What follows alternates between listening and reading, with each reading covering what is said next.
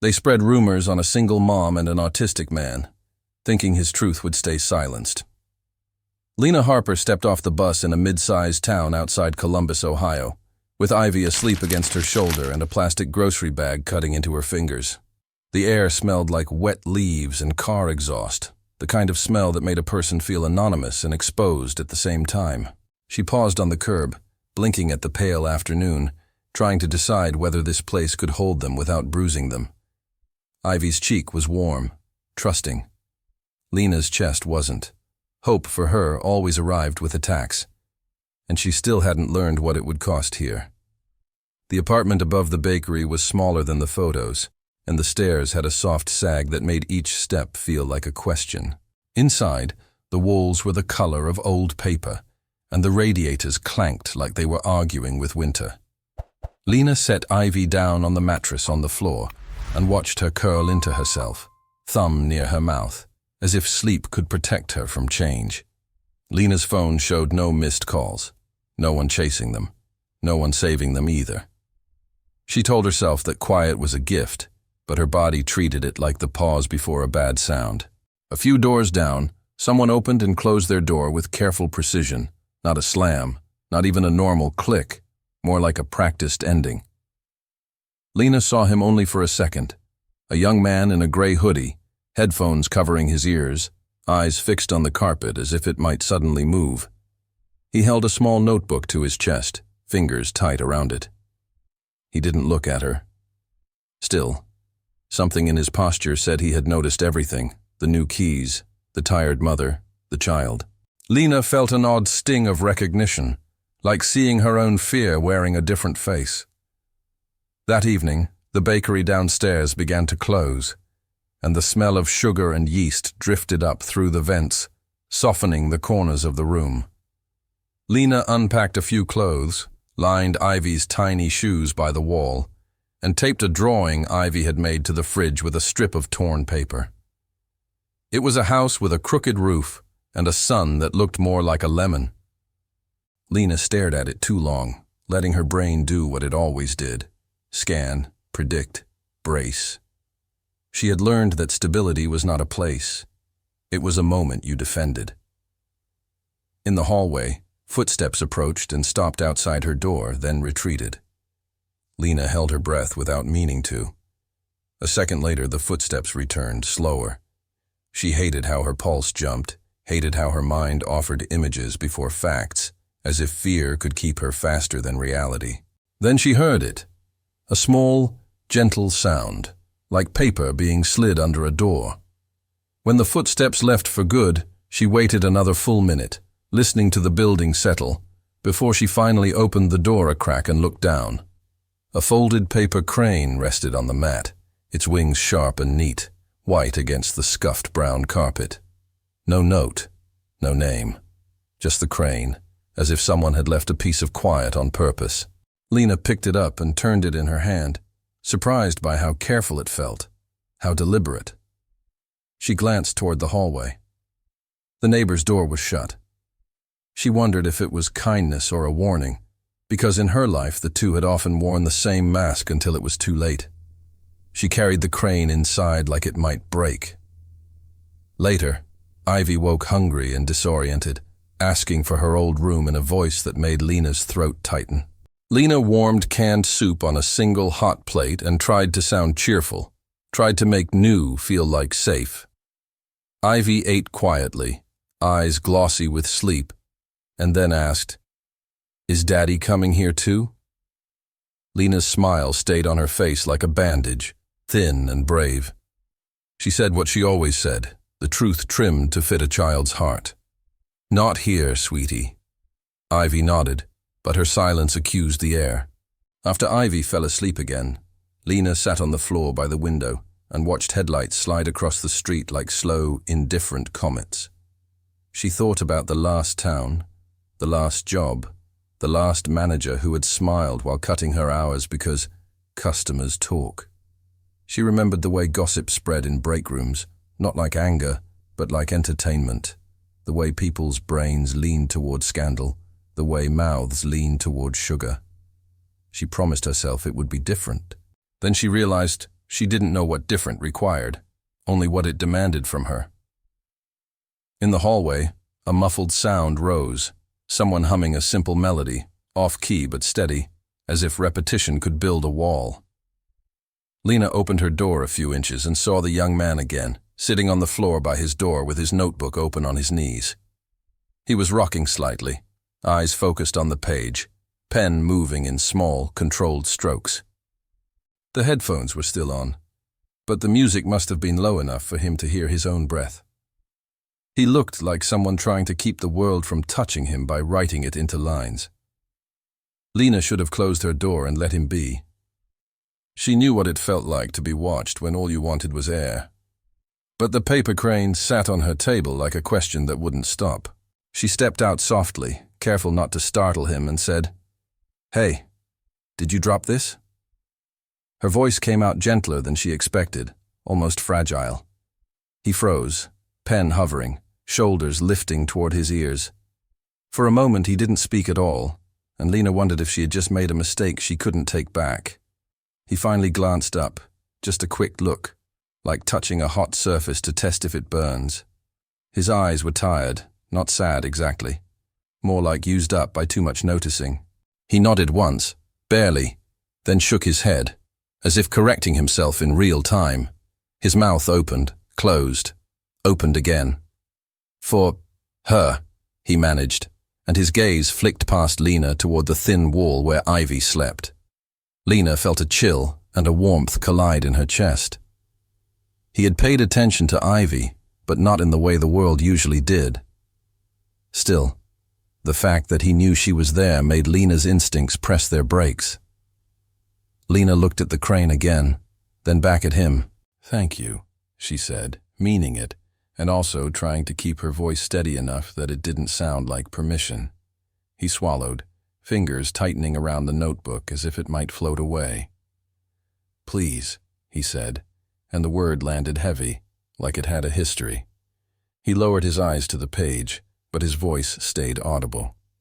"Please don't tell anyone I was here." Lena stood in the hallway with the paper crane in her hand, feeling the building suddenly too quiet and wondering what kind of kindness needed to hide.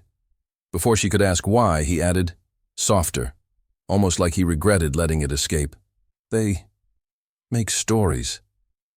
The pen tapped the paper once, twice, like a nervous heartbeat. Lena's stomach tightened because she knew exactly what he meant, and she hated how familiar it sounded in a place that was supposed to be a fresh start.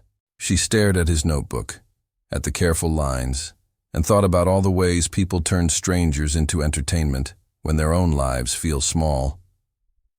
Then she heard a faint creak behind her, somewhere down the hall, like a door opening just a little too slowly to be normal.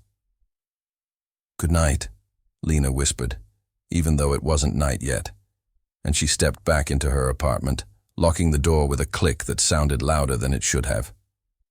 She stood there with her palm on the deadbolt, listening.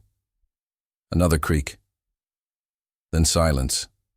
Her mind tried to fill the gap with certainty, because uncertainty is what the brain hates most.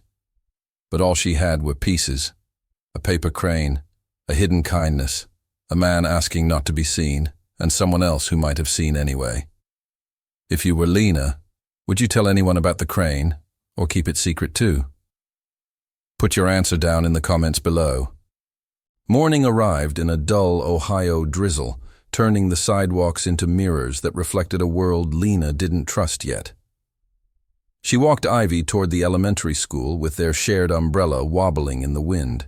Ivy's small fingers wrapped around hers like a lifeline. Cars hissed by, throwing mist onto their jeans.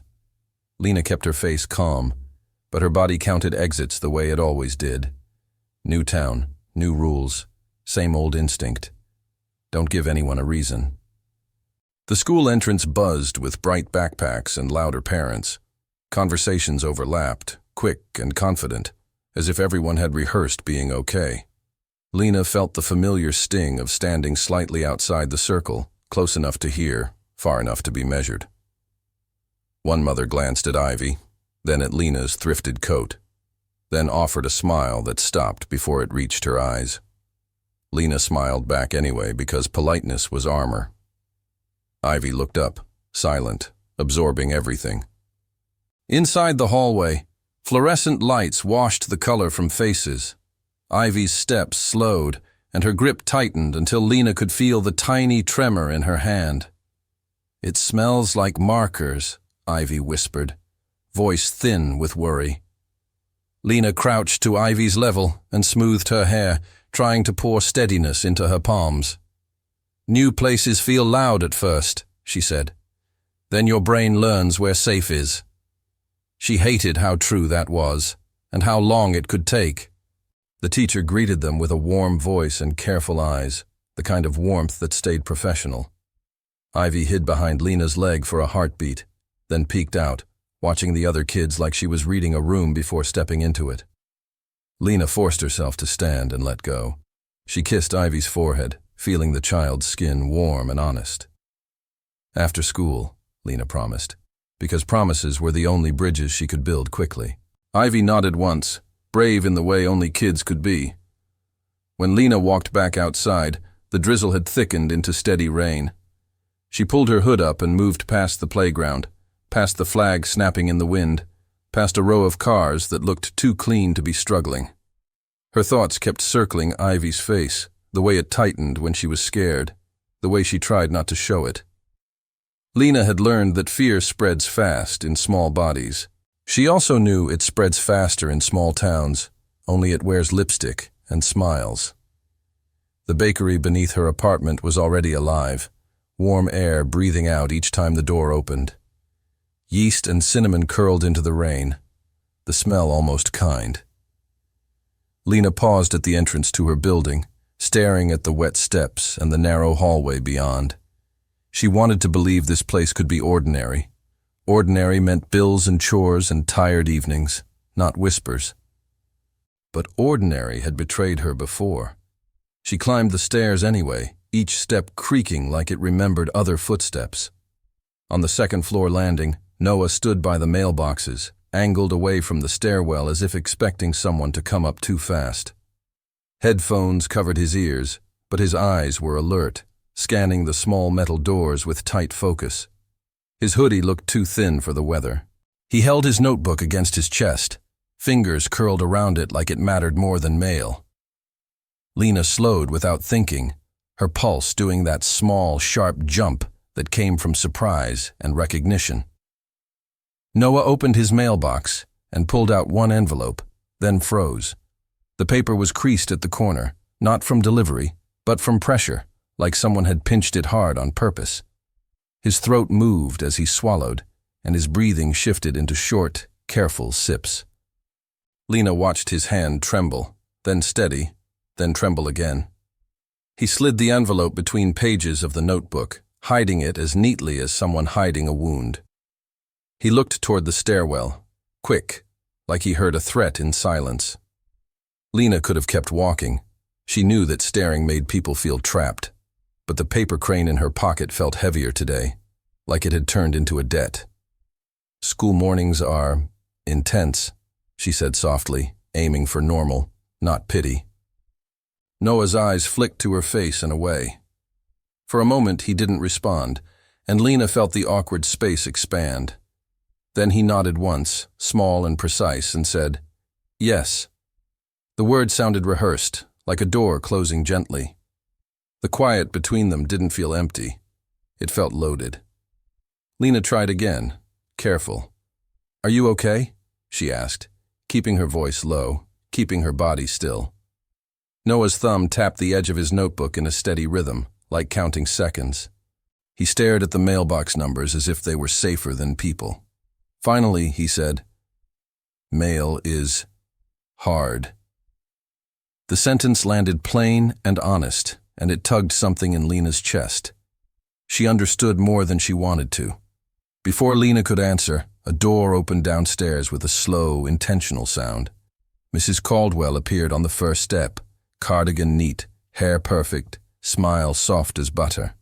Her eyes lifted to the landing and widened slightly, the way eyes do when they find something to store for later. "Well, good morning," she called up, voice bright and friendly. Noah's shoulders tightened. Lena felt the air change, as if warmth had been replaced with watchfulness. Mrs. Caldwell's smile stayed sweet, but her gaze didn't. She climbed one more step, taking her time. "New neighbor settling in?" she asked Lena, then glanced at Noah with a look that pretended to be gentle. "And you," she added, "being helpful as always?" Noah didn't speak. He lowered his gaze to the floor, jaw tight, fingers white around his notebook. Lena forced a polite smile because she could feel a test happening. Mrs. Caldwell's tone carried an invisible leash. Behave or be discussed. The drizzle outside suddenly felt easier than this hallway. "This building is like family," Mrs. Caldwell said, and the words sounded warm until the last part. "We look out for each other, especially the children." The word children hit Lena like a stone dropped into still water, sending ripples of old fear through her ribs.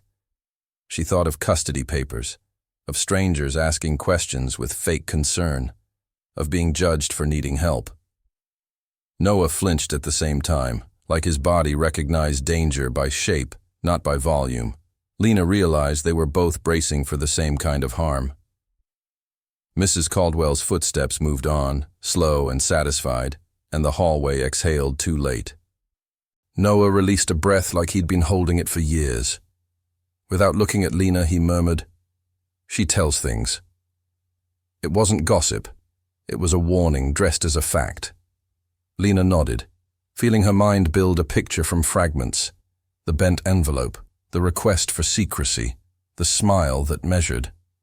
She wanted to ask what was inside that envelope, who had touched it, what story had already started. But Noah's grip tightened again, and Lena sensed that pressing would make him disappear. Lena kept her voice steady, even as her stomach tightened. "Then we won't give her anything new," she said, more vow than plan. Noah blinked, surprised, like he wasn't used to someone choosing him without being forced. His lips parted as if he might add something important, maybe a name. Then, from farther down the hall, came a faint scrape, followed by a quick phone camera shutter sound, too casual to be an accident. Noah jerked as if struck, and Lena turned toward the sound, realizing someone had been listening the whole time. The sound of that camera shutter stayed with Lena all day, like a pebble caught in a shoe that you can't ignore. At her first shift in the diner near the highway, she tried to smile at customers and memorize the coffee refills, but her mind kept replaying the hallway. She pictured a phone held low, a hand retreating, a person collecting moments like coins. When the lunch rush hit, plates clattered and laughter rose. Yet Lena felt watched anyway. Being watched was a feeling her body remembered better than her name. The diner smelled like grease, sweet syrup, and old conversations. Lena tied her apron, tucked stray hair behind her ear, and studied the tables the way a swimmer studies waves. She needed this job. She needed the second job, too. Rent didn't care about her exhaustion, and neither did Ivy's school fees. A manager named Carla spoke fast and friendly, but her eyes kept scanning Lena's face as if searching for signs of trouble. Lena told herself she was imagining it, because imagining was safer than knowing. A man at the counter whistled when Lena passed. "New girl," he said, loud enough for others to hear, like her name wasn't worth learning. Lena kept walking, carrying a tray, pretending not to notice. She had learned that some people feed on reaction, like fire feeds on oxygen. But her neck still warmed with embarrassment, and her shoulders tightened as if bracing for more. When she set down the food, the man leaned closer and said, "Single mom, right?" His voice sounded playful, but it landed like a thumb pressed into a bruise. Lena's smile stayed in place, thin and practiced. "Just coffee today?" she asked, shifting the subject the way a person shifts weight away from pain. The man laughed, a sharp little bark, and glanced at his friend as if sharing a joke. "Town's small," he said. "People talk." The words were casual, almost helpful, yet they carried a warning. Your story doesn't belong to you here. Lena felt her stomach drop, She hadn't even learned the street names yet, and already she was a topic. She poured coffee with hands she forced not to shake. When she finally stepped into the back for a breath, she found Carla leaning against the prep table, scrolling her phone. Carla looked up too quickly, then smiled too smoothly. "You settling in okay?" she asked. Lena nodded and said yes, because the truth was complicated and time was money. Carla's eyes flicked to Lena's left hand, bare of a ring, then back to her face. "We've had drama before," Carla added lightly, like she was talking about spilled ketchup. Lena understood the message without explanation. After the shift, Lena walked toward Ivy's school with the wind cutting through her coat. The sky had cleared, leaving that cold brightness that makes everything look sharper than it feels. Parents waited near the fence, chatting in pairs, holding thermoses and certainty. Lena stood a step away, trying to look relaxed. She watched a group of mothers glance at her, then lean closer together. Their mouths moved, and their eyes flicked toward her and away. Lena felt the old sensation of being peeled open by other people's imagination. Ivy ran out with her backpack bouncing, cheeks pink from the cold. "Mom!" she yelled, and Lena's body unclenched for half a second. Ivy threw her arms around Lena's waist, and Lena kissed the top of her head, breathing in shampoo and pencil shavings. A little boy nearby stared at Ivy's hug, then at Lena, then whispered something to his mother. The mother hushed him with a laugh that didn't sound kind. Lena pretended not to hear, but her brain filed it away. Kids don't invent cruelty. They inherit it. On the walk home, Ivy talked about crayons and a girl named Madison who shared stickers. Lena nodded, making the right sounds, but her thoughts kept skipping ahead. She imagined a story about her forming in mouths she couldn't see. In her last town, it started like that. Small comments, sideways looks, until one day a landlord said he'd heard things, and a manager cut her hours for the business. Rumors didn't need proof. They needed boredom. Lena glanced at Ivy, wondering how long before Ivy's innocence became another target. At the building entrance, Mrs. Caldwell stood by the mailboxes again, holding a basket of flyers, like a hostess, offering welcome. "Oh, there you are," she said to Lena, voice syrupy. "I was just telling a few ladies you moved in." Lena forced a smile and kept her grip on Ivy's hand. Mrs. Caldwell bent toward Ivy, eyes bright. "Such a sweet little thing," she cooed. Ivy smiled shyly. Then Mrs. Caldwell's gaze lifted to Lena, and the sweetness thinned. "Hard doing it alone," she added, as if it were sympathy, as if it weren't judgment wearing perfume. Lena's chest tightened. "We manage," she said, and tried to keep moving. But Mrs. Caldwell stepped closer, lowering her voice like she was sharing concern. "This is a safe building," she murmured. "We just like to know who's around our children." Lena heard the same word again, children, used like a fence, not a blessing. Ivy squeezed Lena's hand, sensing the change. Lena swallowed, tasting metal. "Of course," she replied, even though she hated agreeing to a standard no one else had to meet. As they climbed the stairs, Lena saw Noah's door open a crack. Noah stood half-hidden, notebook in hand, eyes darting toward the hallway, and then to Ivy. Ivy waved without fear, small fingers fluttering. Noah's face softened for a fraction of a second, then tightened again, as if he remembered he wasn't allowed to be seen. He gave Ivy a tiny nod and retreated. Mrs. Caldwell's gaze followed him, and something sharp flashed behind her smile. Lena felt a chill crawl up her spine because she sensed a story being stitched together. That night, while Ivy colored at the table, Lena checked her mailbox and found a plain envelope with no return address. Her name was written neatly, almost politely. She opened it with a thumb that didn't want to cooperate. Inside was a single sheet of paper that read, "People are noticing you."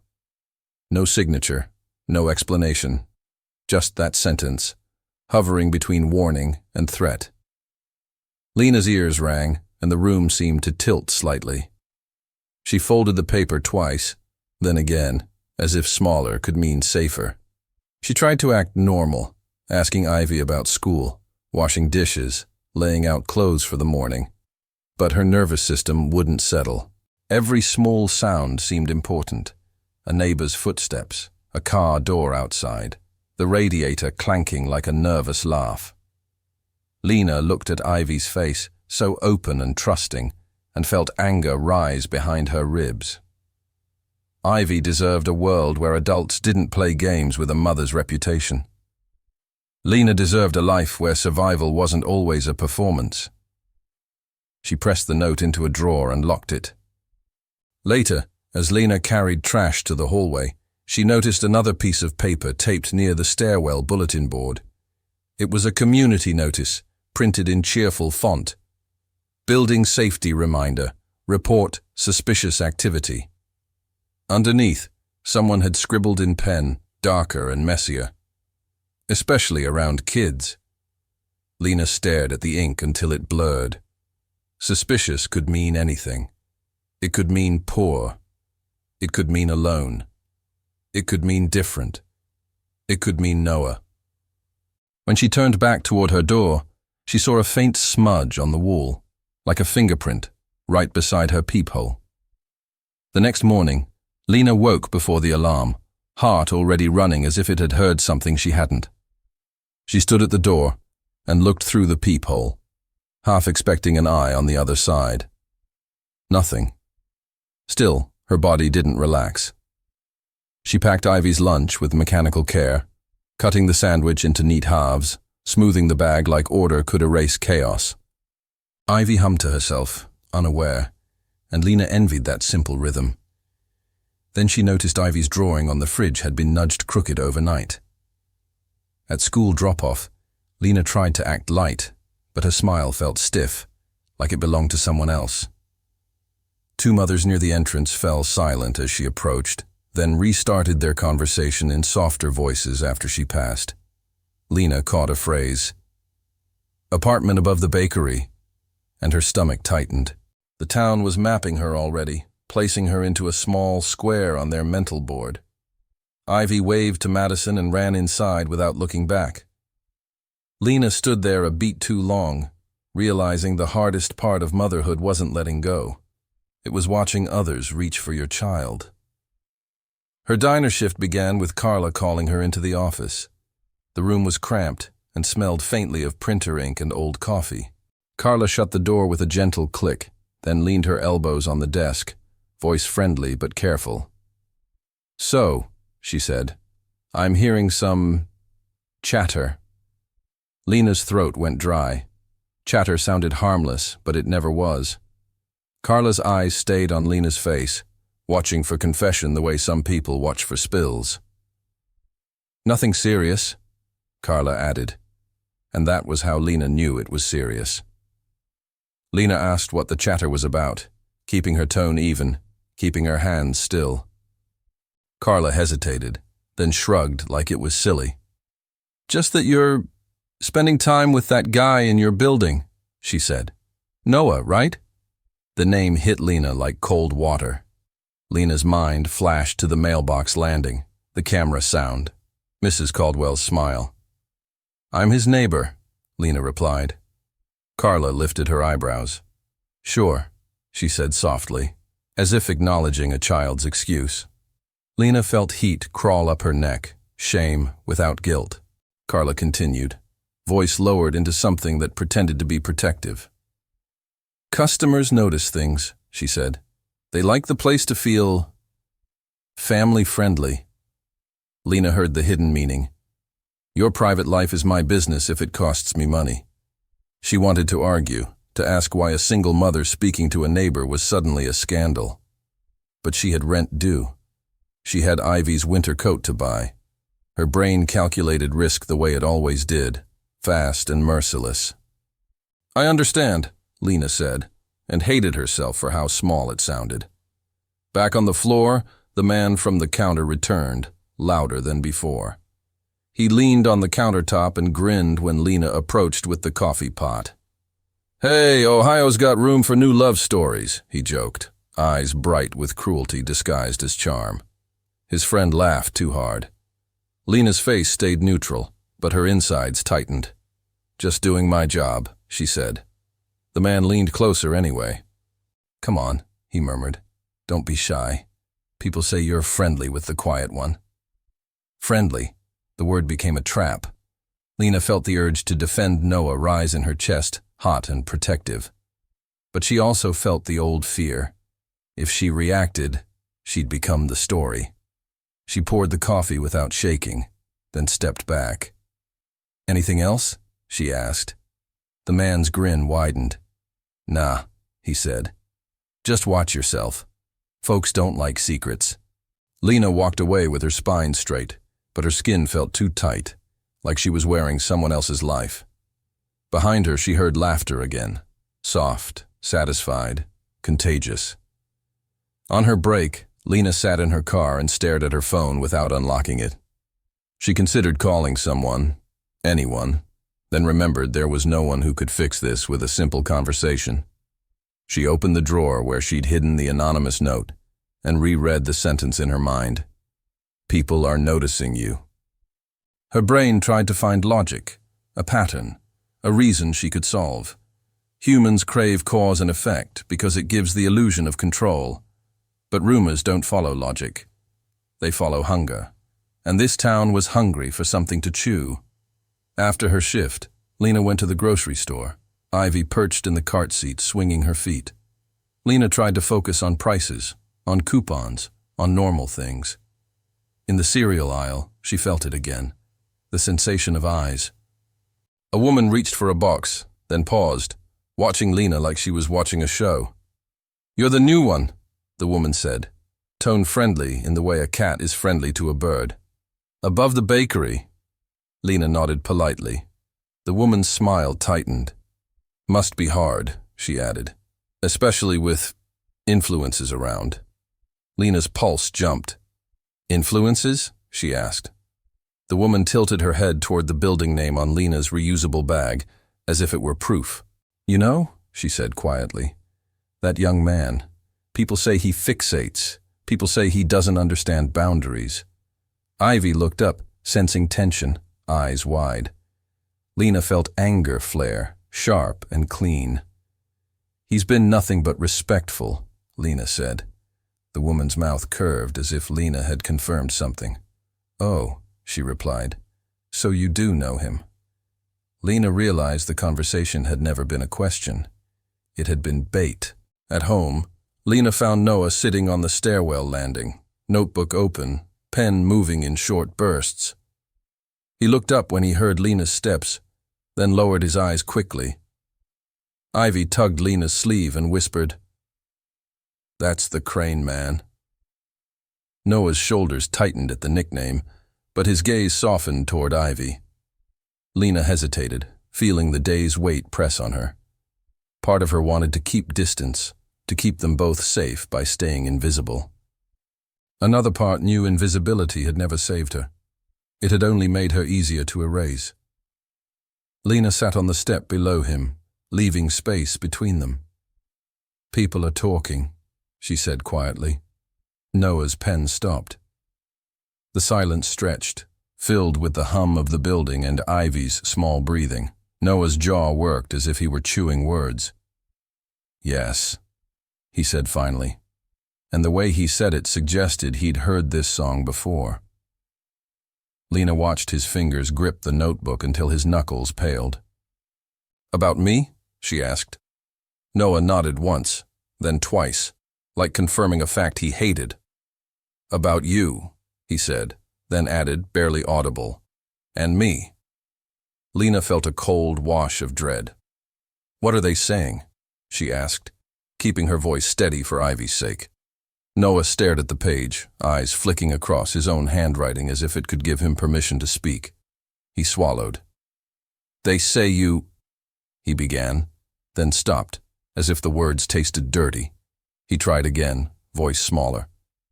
"They say you bring men around," he managed, not looking up. Lena's stomach turned. The lie wasn't just about her reputation. It was about Ivy. It was about control. Lena felt the moral dilemma tighten. Protect herself by stepping away from Noah, or protect what's right by standing closer. Noah's pen tapped twice against the paper, faster now. "They want you scared," he said, and the sentence came out strange. Too clear, too experienced. Lena looked at him sharply. "Why?" she asked. Noah's lips parted as if he might answer, but then footsteps sounded from below, slow and deliberate, and he snapped his notebook shut like a reflex. Lena turned and saw Mrs. Caldwell at the bottom step, holding her phone loosely at her side, screen still lit. Her smile rose like a curtain. "Oh," she said sweetly. "Am I interrupting something?" Mrs. Caldwell's smile stayed fixed, but her eyes moved like hands, touching details and pocketing them. Lena felt Ivy's small body press closer to her leg, sensing tension without understanding it. Noah stood up too quickly, shoulders hunched, notebook tight against his chest. His headphones weren't on this time, as if he'd needed to hear danger coming. Mrs. Caldwell looked pleased by that, like she'd caught a rabbit without even trying. "Don't mind me," she said, voice soft. "I just like to check in." Lena kept her voice polite, because politeness was sometimes the only thing keeping a door from slamming. "We were just talking," she replied. Mrs. Caldwell's gaze flicked to Ivy. "About what?" she asked, gentle as a lullaby, sharp as a needle. Noah's throat bobbed. He didn't answer. Lena felt anger rise, but she tamped it down, the way she'd learned to do around people who punish emotion. "About school," Lena said. Mrs. Caldwell nodded slowly, as if tasting the lie she wanted them to tell. "Wonderful," she murmured. "Always good to keep things appropriate." After Mrs. Caldwell left, Noah didn't sit back down. He stood near his door, breathing shallowly, eyes unfocused like he was counting something invisible. Lena waited until Ivy was inside their apartment, coloring at the table, before she stepped back into the hall. "She's doing this on purpose," Lena said quietly, more statement than question. Noah's gaze snapped to her, then away. He nodded once. "Yes," he said, and the simplicity of it made Lena's skin prickle. "Why?" Lena pressed. Noah's fingers flexed around the notebook. "Because it works," he replied, and the words sounded like someone quoting a rule he hated. That night, Lena lay awake listening to the building settle. The radiator clanked like nervous laughter, and somewhere a TV murmured through a wall. Her brain refused to rest, cycling through threats that weren't physical, but still felt lethal. A rumor could cost her shifts. It could poison Ivy's school experience. It could invite concerned strangers to question her parenting. The danger was invisible, and that made it worse. The mind fills unseen gaps with worst-case images. Lena stared at the ceiling until the dark looked grainy. In the morning, she found a new flyer slipped under her door. "Neighborhood Watch meeting tonight." The paper was crisp, printed in cheerful blue, but the cheer felt fake. Someone had circled the line that read, "Child Safety," and drawn a little exclamation point.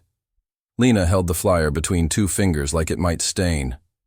Ivy asked what it was, and Lena said, "Just grown-up stuff, because kids deserved childhood, not strategy."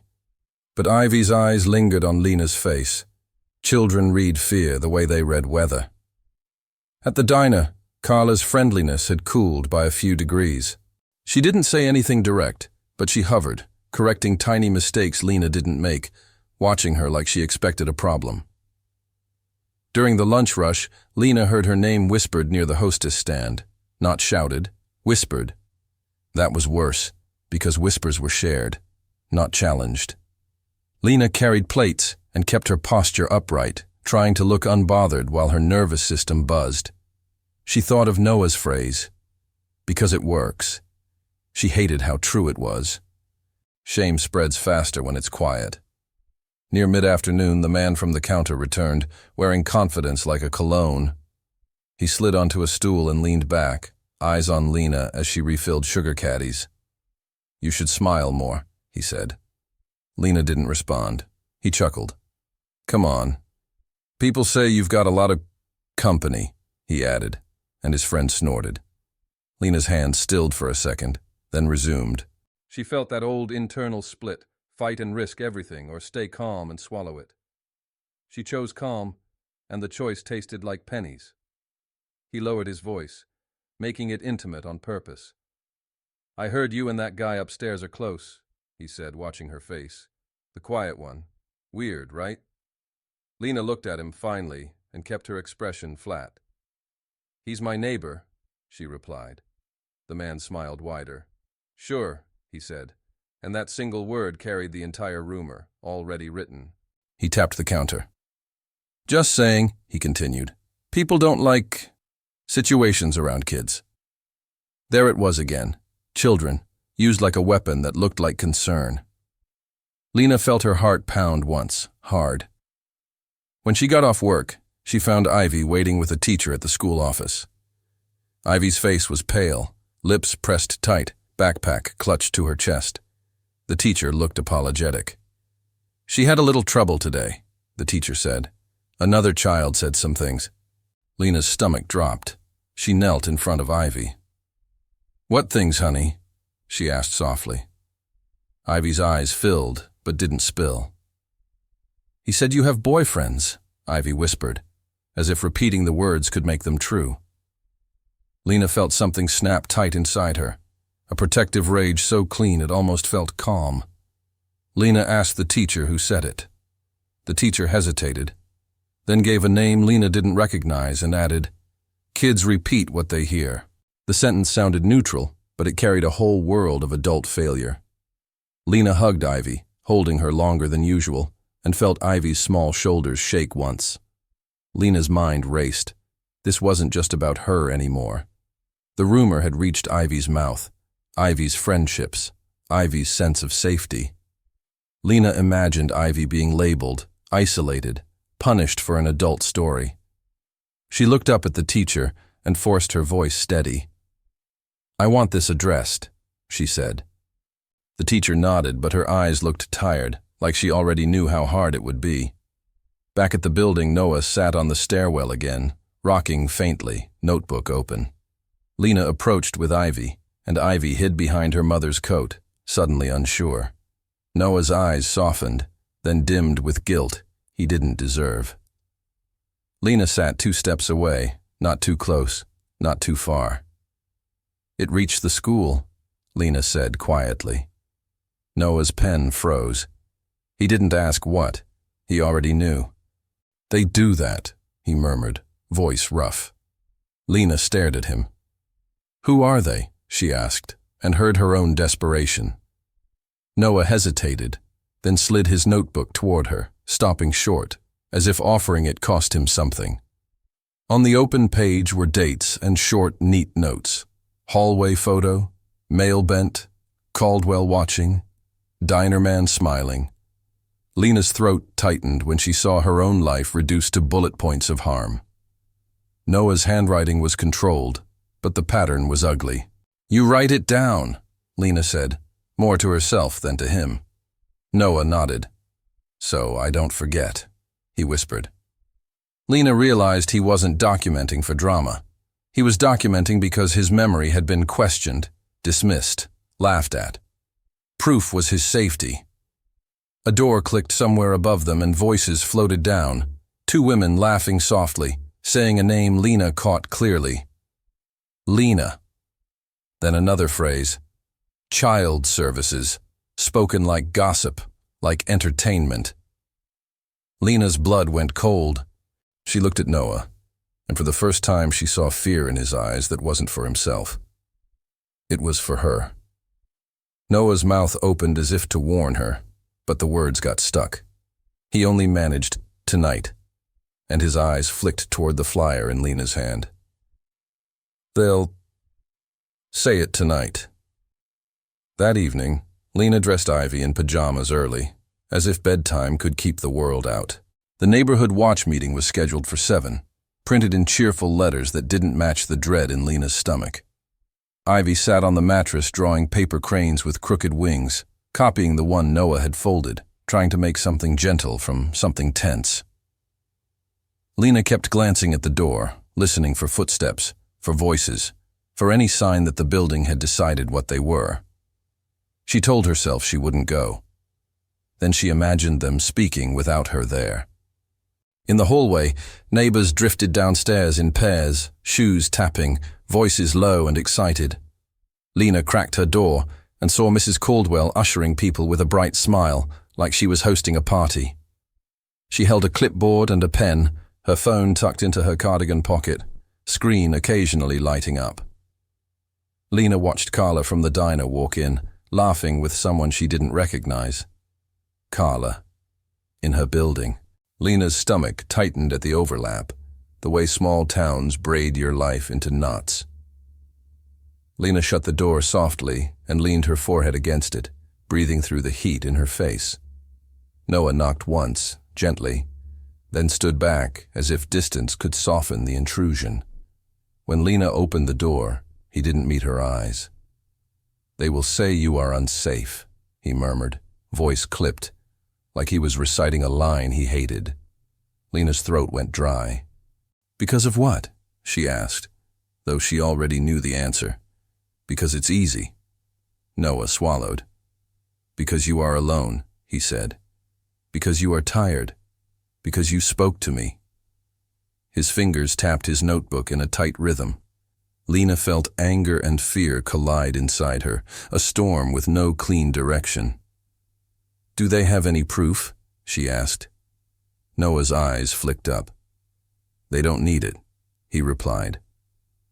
Lena wanted to tell him she'd handle it, that he didn't need to get involved. But she saw something in his posture, how he held himself like blame was always waiting. If she pushed him away now, she'd be confirming the town's story that he was something to avoid. And if she stayed close, she risked Ivy paying the price. The moral choice felt cruel. Protect her child by sacrificing someone else's dignity, or protect dignity and gamble with safety. Lena stared at Noah's notebook. "If you've written things down," she said slowly, "then you've seen more than I have."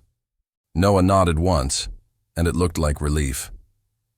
She left Ivy with a neighbor in the building who had seemed neutral, a quiet older woman named Mrs. Finch, who smelled like lavender and didn't ask questions.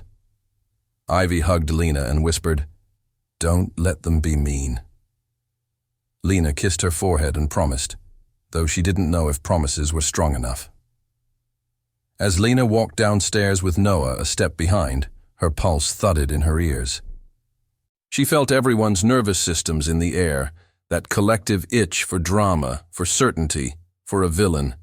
Humans hate ambiguity, so they manufacture it into a story. Lena knew she was about to become a character, not a person. The meeting was held in the small community room off the lobby, folding chairs arranged in rows. A coffee urn steamed in the corner like a fake gesture of comfort. Mrs. Caldwell stood at the front, smiling, eyes bright, voice warm. "We're here because we care," she began, and the room hummed with agreement. Lena took a seat near the back, shoulders tight. Noah hovered near the door, half in shadow, like he might flee if someone looked too hard. Lena hated that the room already felt arranged. People in clusters, allies beside allies, whispers traveling like electricity. At first, they discussed packages stolen in another neighborhood, cars driving too fast, small safe topics meant to build trust. Then, Mrs. Caldwell shifted, tone still gentle. "And we've had some concerns," she said, pausing for effect.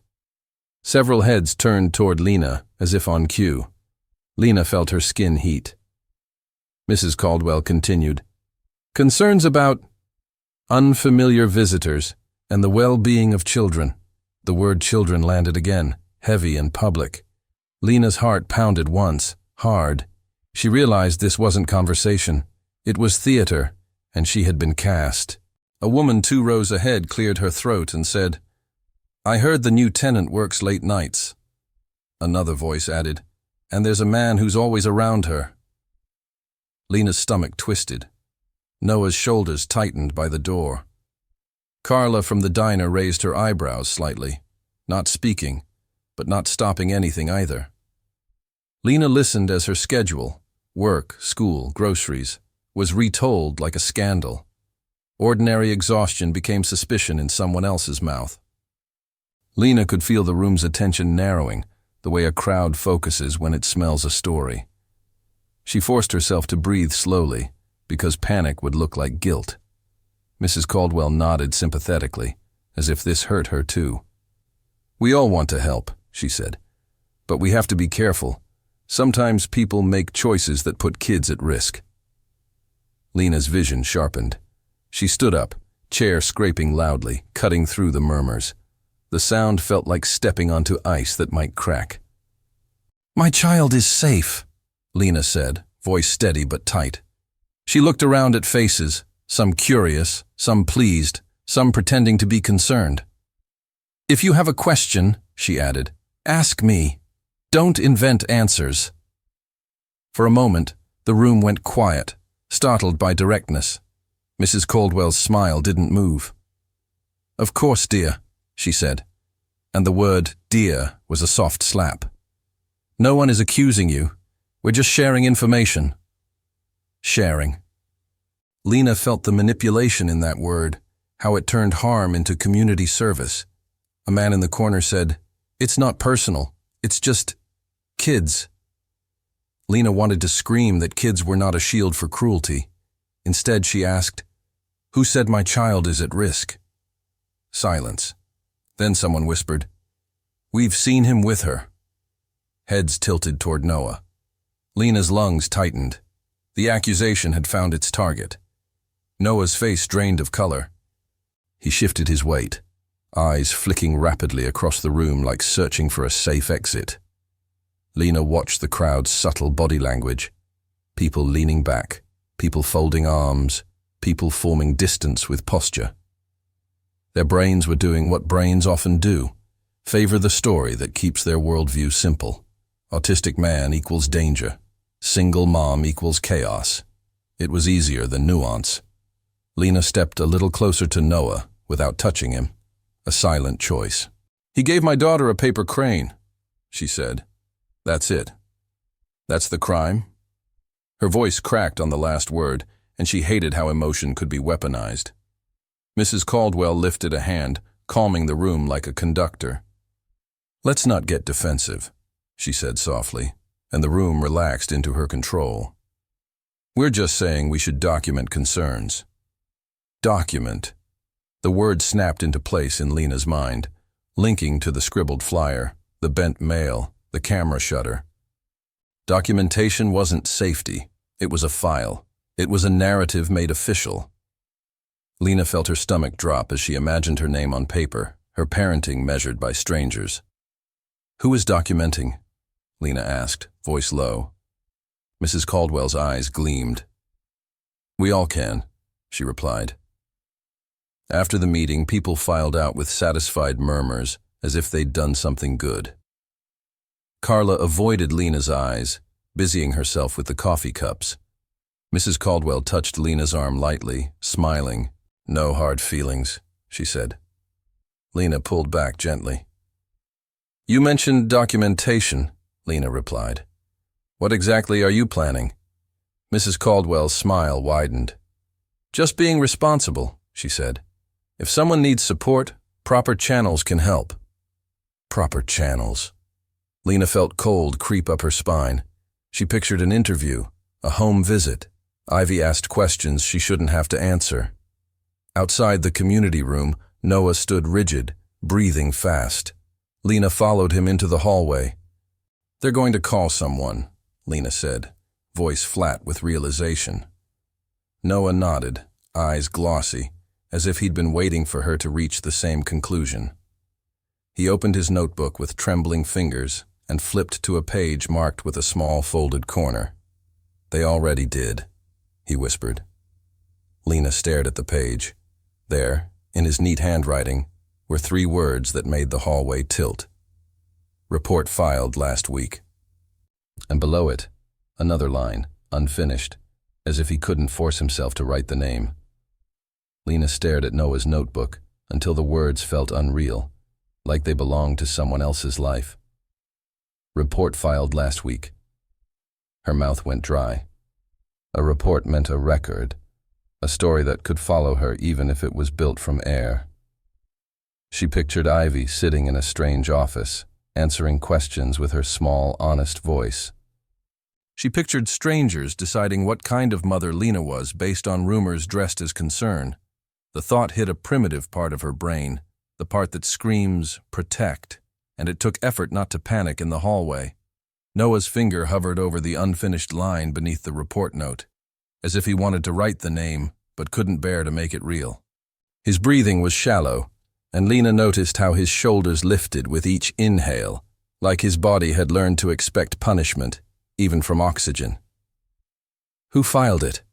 Lena asked softly. Noah shook his head once, then opened his mouth and closed it again. He looked ashamed, as if not having the words was a failure. Lena realized he wasn't withholding. He was fighting his own fear. "You don't have to say it," she added, though her pulse begged for clarity. Noah finally whispered, "I saw her phone." He didn't say her, but his eyes flicked toward the stairwell where Mrs. Caldwell had stood. "She was typing," he continued, voice tight. "She smiled." The word smiled made Lena's stomach turn. Smiling while harming someone was a special kind of cruelty, because it made you doubt your own anger. Lena pressed a hand to her ribs, grounding herself. "Okay," she said, forcing steadiness. "We need to be smart." She hated that motherhood turned justice into strategy, but Ivy needed her strategic more than righteous. The next day, Lena bought a cheap folder at the dollar store and began building her own record. She gathered pay stubs, Ivy's attendance sheet, a printed copy of the lease, the pediatrician's contact card. Each paper felt like a shield made from thin wood, but it was something her hands could do. She wrote down dates, the anonymous note, the meeting flyer, the diner comments, the camera sound. As she wrote, she noticed her handwriting getting smaller, tighter, as if her body believed smaller letters might attract less attention. It was an old survival reflex, shrinking to fit. That afternoon, Ivy came home quieter than usual. She kicked off her shoes and sat at the table without asking for a snack. Lena's heart sank. "Bad day?" Lena asked gently. Ivy shrugged, eyes fixed on the paper cranes hanging in the window. "Madison's mom said Madison can't come over," Ivy whispered. Lena felt heat rush to her face. "Did she say why?" Lena asked, already knowing. Ivy hesitated. "She said, 'Your house is complicated,'" Ivy answered, struggling with the adult word. Complicated. Lena tasted bitterness. People loved polite words for prejudice. Lena hugged Ivy close, and Ivy melted into her like she'd been holding herself up all day. Lena rocked her gently, whispering that none of this was Ivy's fault. But in her head, a harsher voice spoke. "This is how they isolate you." Social rejection isn't just sadness. It's a warning signal the brain treats like pain, because once it meant death. Lena felt that ancient alarm inside her, urging her to conform, to appease, to become invisible. She looked at Ivy's face and decided invisibility was no longer an option. If they were making a story, she would fight for the truth. That evening, Noah knocked again, softer than before, like he was asking permission to exist. Lena opened the door and found him holding a small grocery bag. Inside were apples and a box of crackers, carefully chosen, like he'd studied what kids liked. He didn't step inside. He just held the bag out, eyes lowered. Lena's throat tightened. "You don't have to do this," she said. Noah's voice came out thin. "I want to," he replied. Want was a brave word for someone taught to avoid wanting. Lena accepted the bag, feeling the weight of his kindness and the risk of being seen receiving it. While Ivy ate crackers at the table, Noah stood in the doorway, hands fidgeting with the edge of his notebook. Lena noticed small scars on his knuckles, old and pale, the kind that come from nervous impact with hard surfaces. She wondered what moments had carved them. Ivy looked up at him and asked, "Do you make cranes when you're sad?" The question was simple, innocent, and it pierced the room. Noah froze, then nodded once. "Yes," he said. Ivy chewed thoughtfully. "Then you must be sad a lot," she said, without cruelty, just logic. Noah's lips pressed together. His eyes glistened. Lena felt a protective ache. She wanted to shoo Ivy away from that truth. But she also sensed the rare chance for honesty without judgment.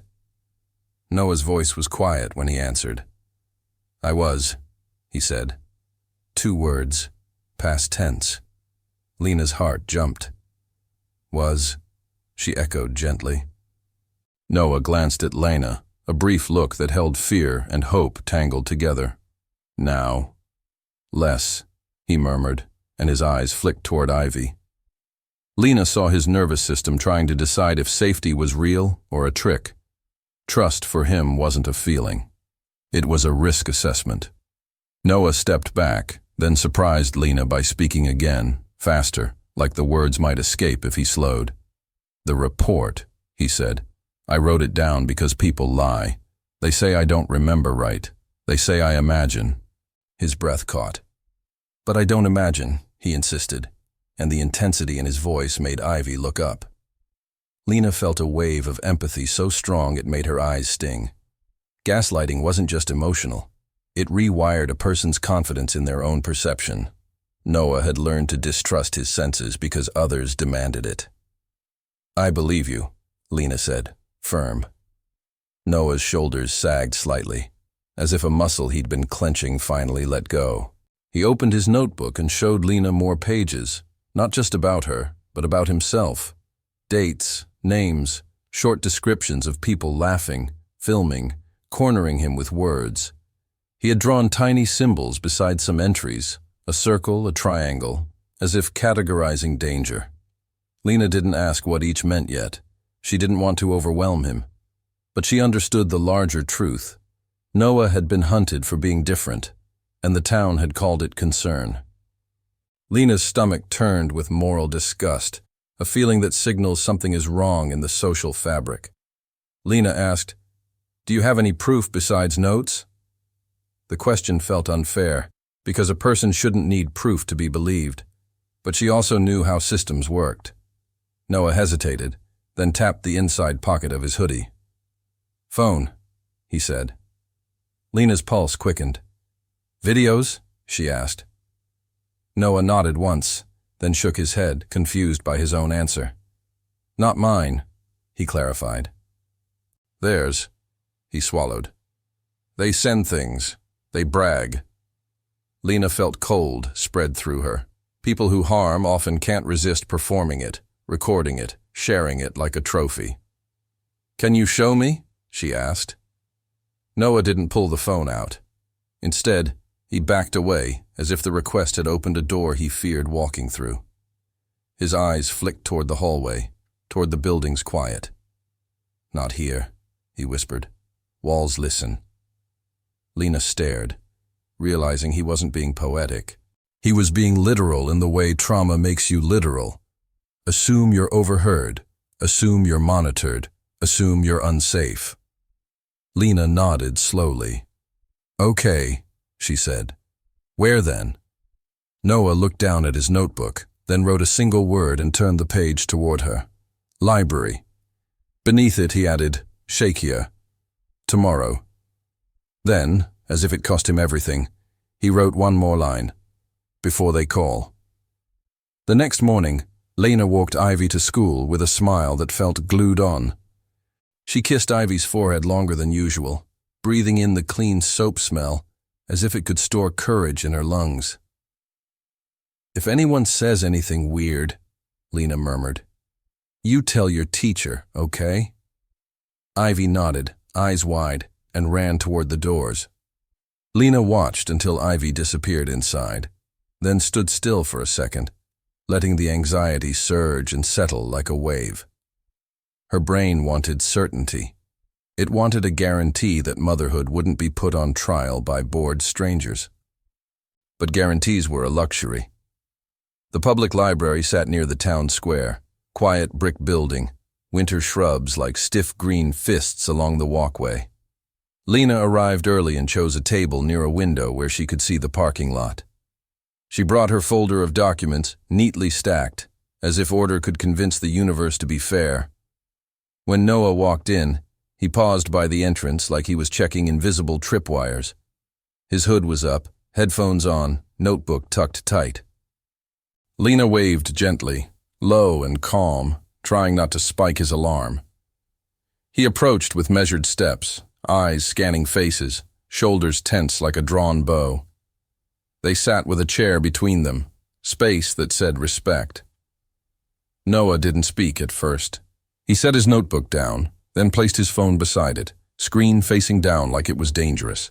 Lena kept her hands visible on the table, open palms, non-threatening. She remembered reading once that trust begins in the body before it begins in the mind. Noah's body didn't trust the world. It had learned too much. Lena's own body was fighting a different war, the urge to rush, to demand, to fix. She forced herself into patience because pressure can feel like danger. Noah finally lifted his phone and unlocked it with trembling fingers. He didn't hand it to Lena. He angled the screen toward her, close enough to see, far enough to control. "These are messages," he whispered.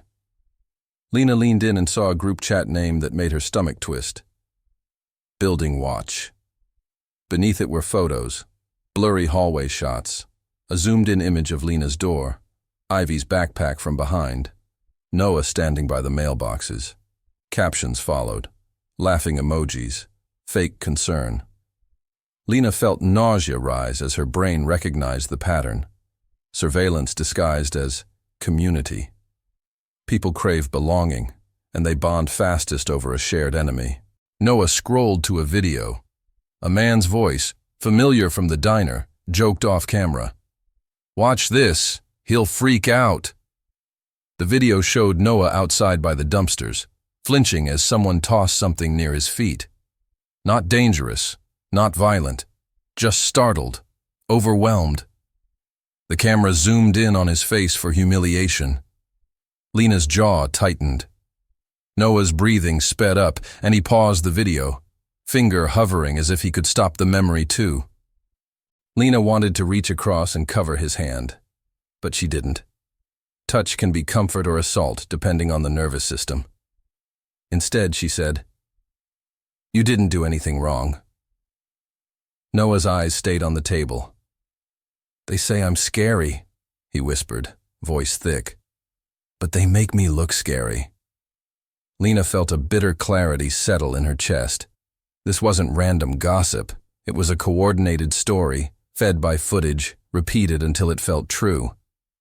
She scrolled through her own notes mentally, the shutter sound, the safety flyer, Carla's change in tone.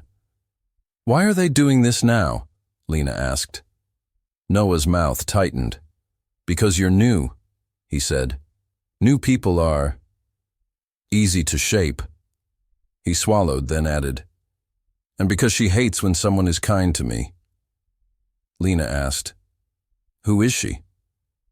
Noah stared at his notebook, then wrote the name instead of speaking it. Caldwell. Seeing it in ink hit Lena harder than hearing it. Mrs. Caldwell wasn't just nosy, she was organizing. Lena felt her instincts sharpen. "We need to save all of this," she said. Noah nodded quickly, then looked alarmed. "But if they know," he whispered, "they will do worse." Lena felt the dilemma tighten again. If she escalated, she might trigger retaliation that could cost her custody. If she stayed quiet, she might be slowly buried. Her mind chased outcomes like a trapped animal. They decided to copy the screenshots and videos to a flash drive Lena had brought. Noah's hands shook as he transferred files, jaw clenched, eyes darting toward passing patrons. Lena watched him carefully, noticing how he scanned for threat even in a quiet library. Hypervigilance is exhausting. It steals the future by forcing you to live in constant prediction. When the files finished transferring, Lena slid the flash drive into her folder like it was gold. Noah exhaled shakily. "Now you have it," he said, and his voice carried relief and fear. "Now it's not just in my head." Lena looked at Noah and said, "If anyone questions you, you tell them you documented harassment." Noah's expression flickered with doubt. "They don't listen," he replied. Lena nodded. "Then we make them listen," she said, and surprised herself with how steady it sounded. She was tired of being molded by other people's assumptions. She wanted to teach Ivy a different lesson, that dignity is defended, not begged for. Noah's gaze lifted briefly, searching Lena's face like he was testing whether her confidence was real. "You're not afraid?" he asked. Lena's throat tightened. "She is," her mind answered. But her mouth said, "She is, and she's doing it anyway." Fear doesn't disappear. It just stops driving for a minute when something matters more. Noah looked down, then nodded slowly, as if learning a new rule. The library felt warmer for a second, like their shared truth had changed the air. Then Lena's phone buzzed, sharp and intrusive. An unknown number. Her stomach dropped. She let it ring once, twice, then answered. "Hello?" she said, trying to keep her voice neutral. A calm professional voice introduced herself as a caseworker and asked if Lena could schedule a home visit to ensure everything is stable for the child. The words were polite, but Lena heard the threat hidden inside. "Prove you deserve your daughter." Lena's fingers tightened around the phone. "Who made the report?" Lena asked. The caseworker said she couldn't disclose that.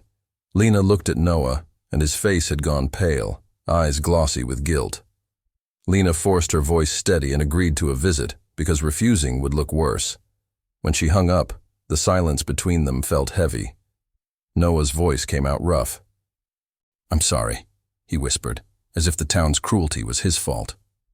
Lena shook her head. "No," she said firmly. "They're doing this because they think you won't speak and I won't fight." Noah swallowed hard, eyes fixed on the table. "If you fight," he said softly, "they will try to make you look crazy." Lena felt a cold shiver.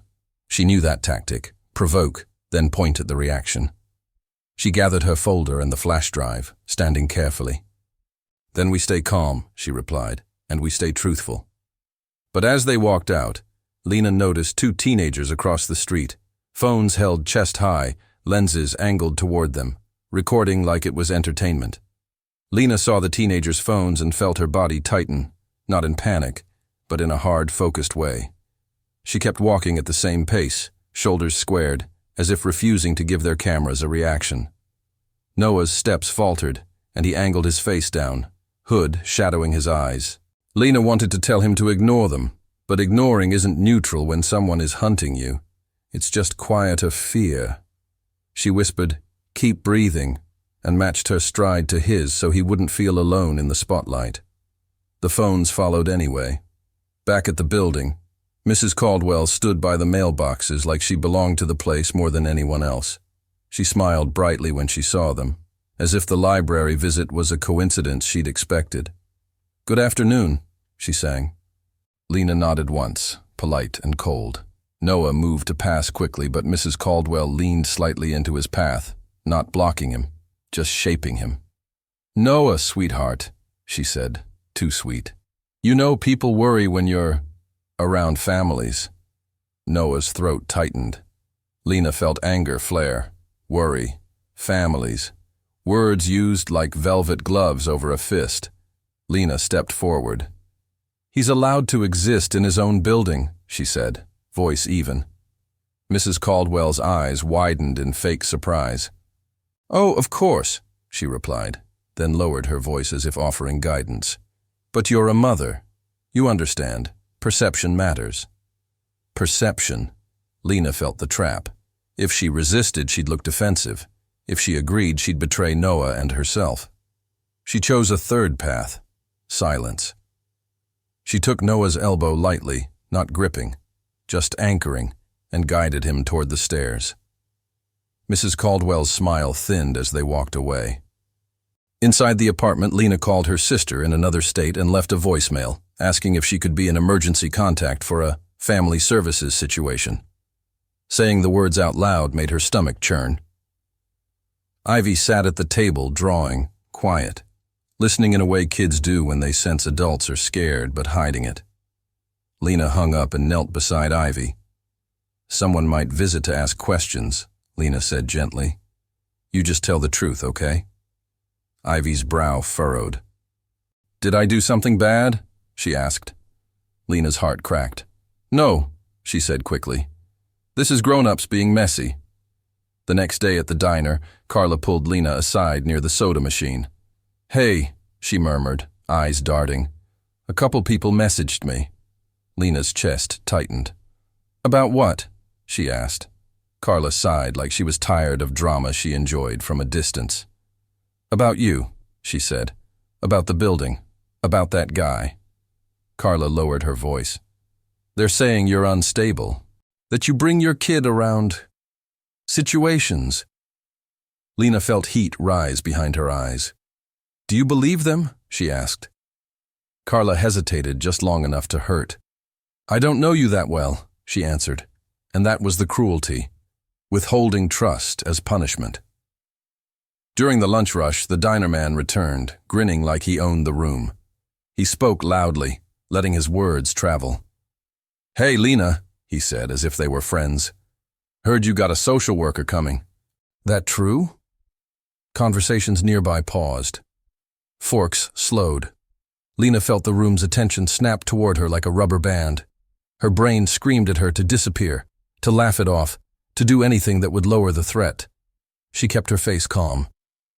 "I don't discuss my personal life at work," she said, and her voice sounded steadier than she felt. He chuckled and leaned back. "Relax," he said. "People just care about that little girl." Care. The word made Lena want to spit. "People also care about ratings," she replied before she could stop herself. The sentence sharp, unexpected. The man's smile faltered, then returned bigger. "Oh," he said. "So you think you're famous now?" Laughter bubbled from someone at a booth. Lena realized the social game. Make her seem dramatic, then label her reaction as proof. She swallowed hard and walked away, hands shaking only after she turned the corner. After her shift, Lena stopped by the school office to confirm Ivy's records were up to date, just in case. The secretary smiled politely, but her eyes held a cool caution. "Everything okay?" she asked. Lena heard the subtext. "Is everything safe?"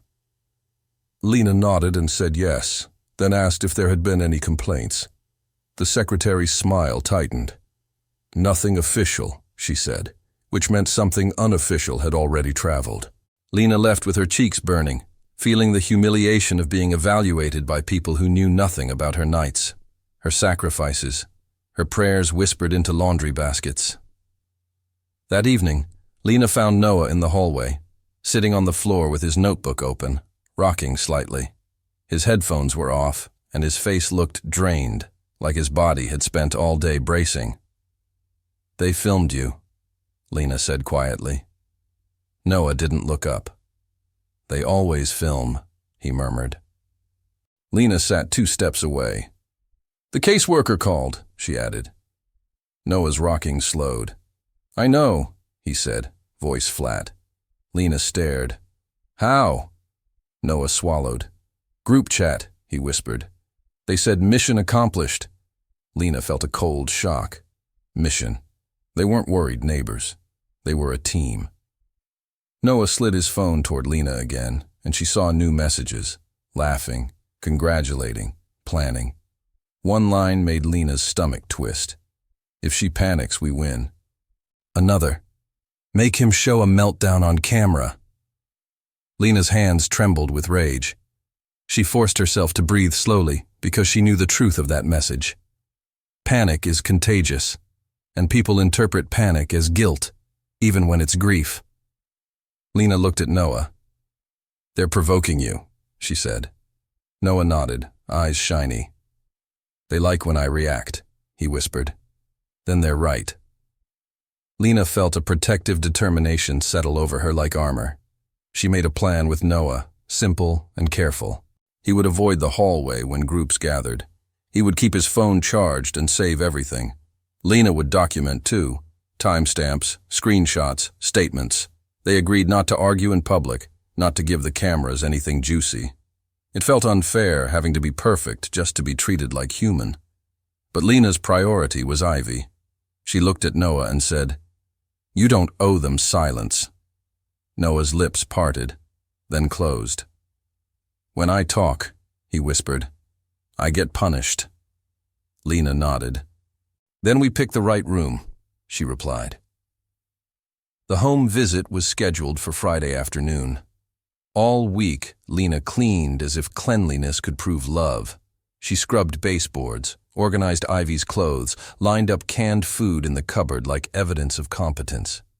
Ivy watched, confused. "Why are you cleaning so much?" she asked. Lena forced a smile. "Company," she said. But inside she felt the humiliation of it, performing motherhood for strangers. She also felt the deeper fear, losing Ivy not because she was a bad mother, but because others had decided she looked like one. That fear made her chest ache. On Friday, the caseworker arrived with a clipboard and a soft, professional voice. Lena answered every question calmly, smiling when appropriate, explaining work schedules and childcare plans. Ivy sat on the couch holding a stuffed rabbit, eyes darting between faces. The caseworker's gaze lingered on the mattress on the floor, on the small space, on the thinness of their life. Lena could almost hear her being ranked. "Any men in the home?" the caseworker asked. Lena's jaw tightened. "No," she replied. The caseworker nodded, pen moving. "Any concerns about neighbors?" she added, and Lena felt the question's hook. Lena hesitated, then chose truth with restraint. "There's a group spreading rumors," she said. "I have documentation." The caseworker's eyes lifted, interested. "Documentation?" she echoed. Lena handed over copies of screenshots, dates, and notes.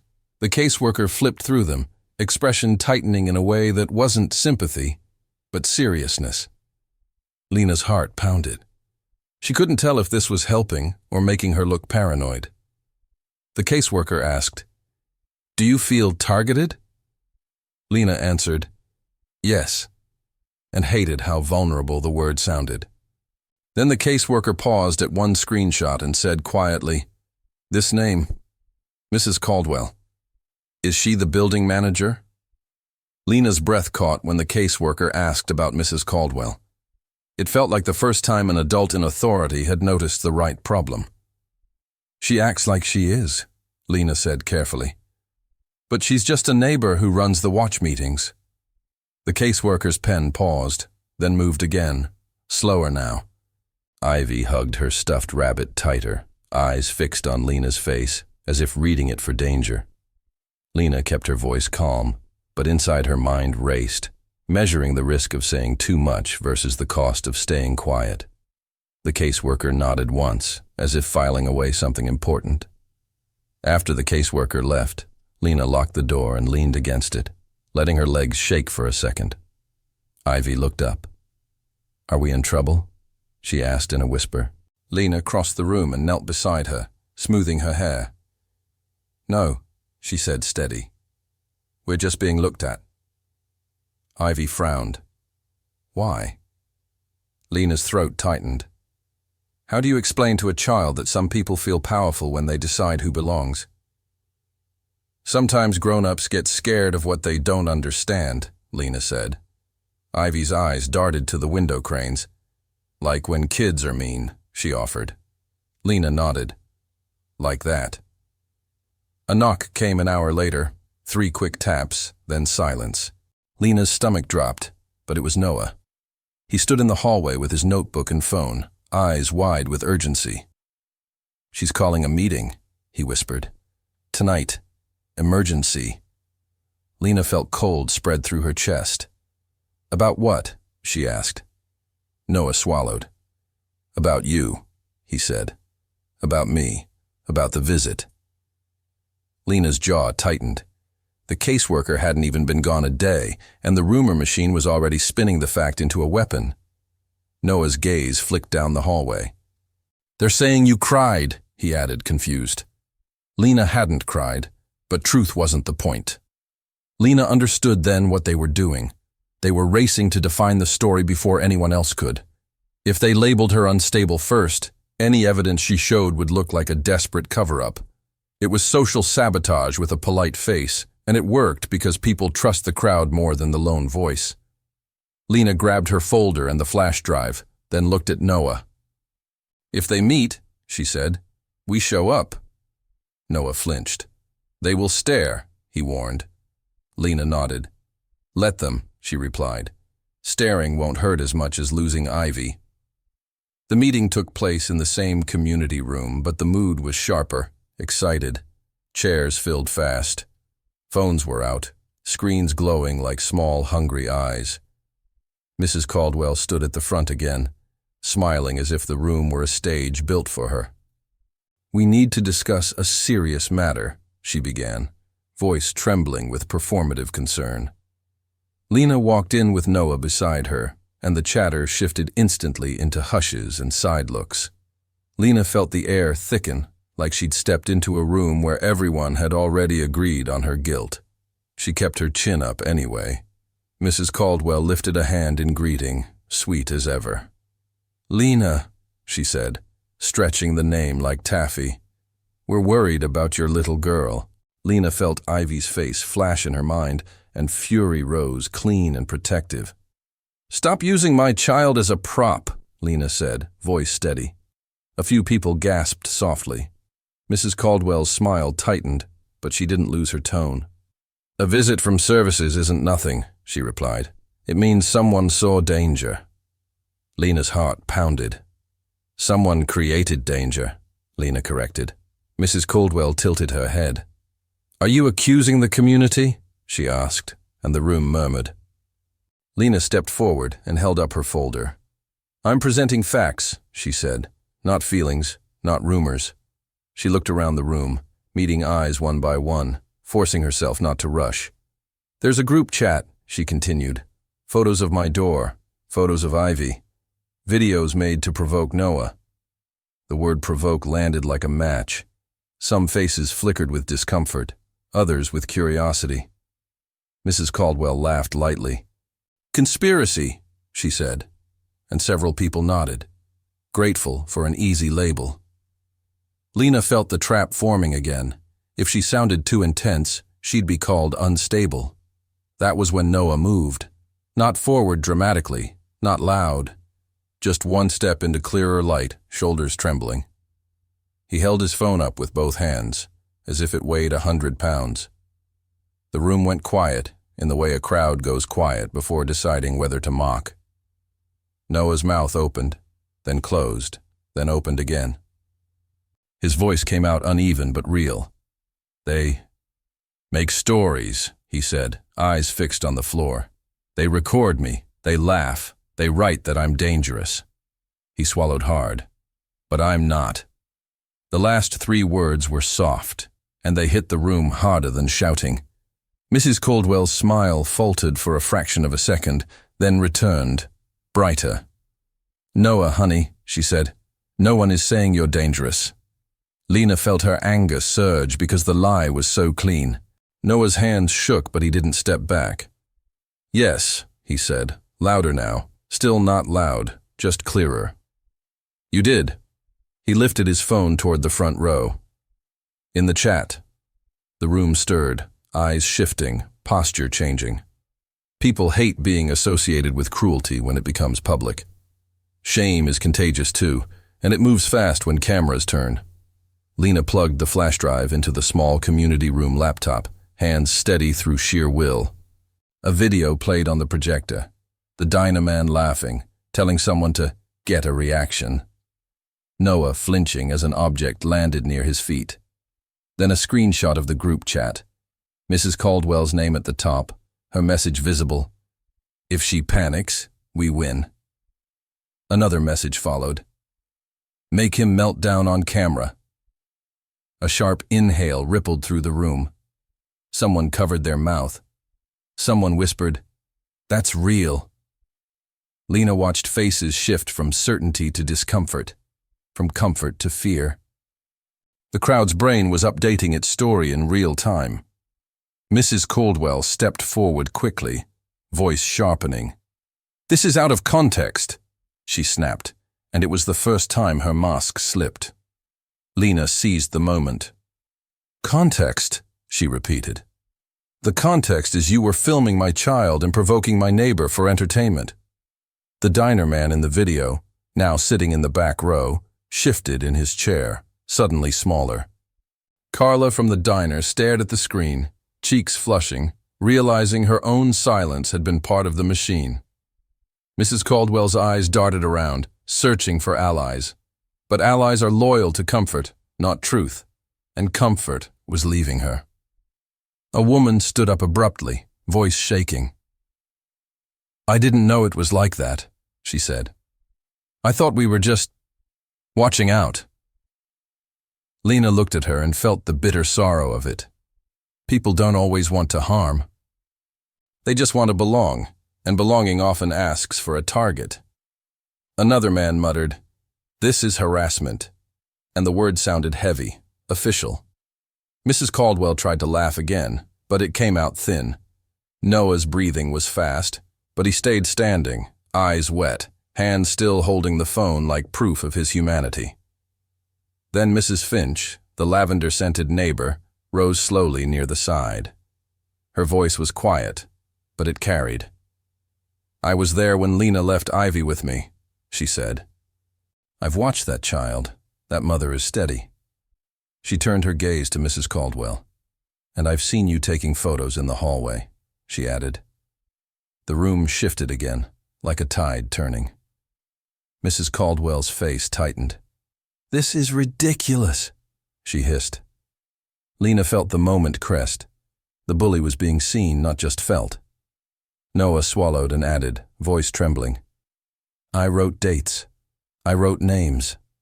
I didn't lie." After the meeting broke, people avoided Mrs. Caldwell's eyes.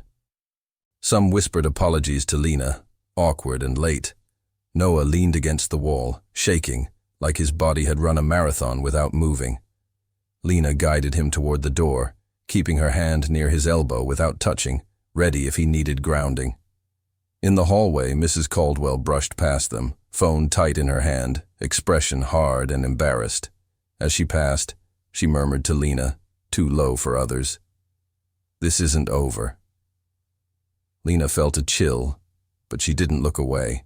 She just said, "It already is." And then she noticed something that made her stomach drop. A printed notice taped to the lobby board, fresh ink, announcing a lease review for her apartment next week.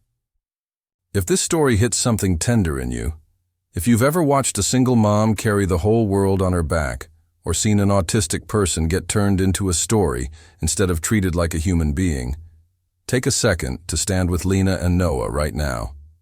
Subscribe so you don't miss the next chapter. Leave a like so this message reaches more people who need it. And tell me in the comments below, have you ever been judged by rumors or labeled before anyone learned your truth? And what would you have done in their place?